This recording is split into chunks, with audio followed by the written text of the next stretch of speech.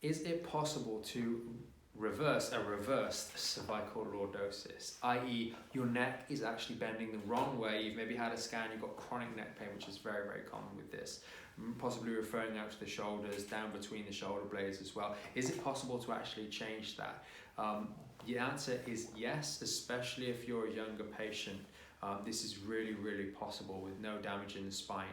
We're seeing it a little bit more frequently nowadays in younger patients because they're spending hours and hours every day playing on the phones or in bed watching seasons and seasons of things on Netflix with their head propped up like that, or diligently studying, which hopefully is the latter that is the cause of your neck reversing.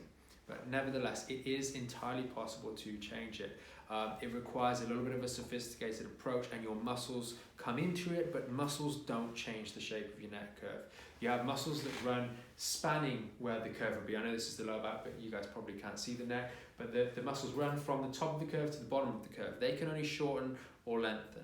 So you need a fulcrum to be used to actually make a change in that neck curve. And in fact, let's just show you. So a reversal in the neck curve means that you're essentially doing that. Quite commonly, this has implications in the middle back. It brings up, comes very, very straight, and the head is looking down here.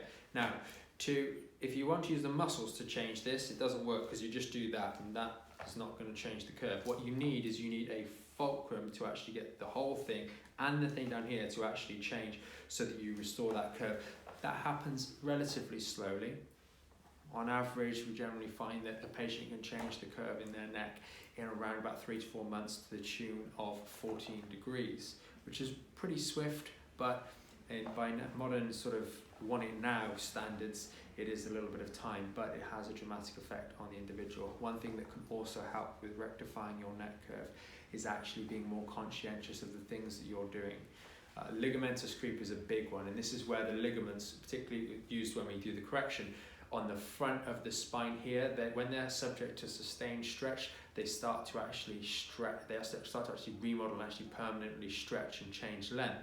Now that's not magic, it happens in any joint of the body. That's why if you have bad posture, say you're slouching, you might get that roundedness in the thorax, and over time this becomes a permanent feature. That's because the ligaments have remodeled. It's exactly the same as when you're in the gym and you're training.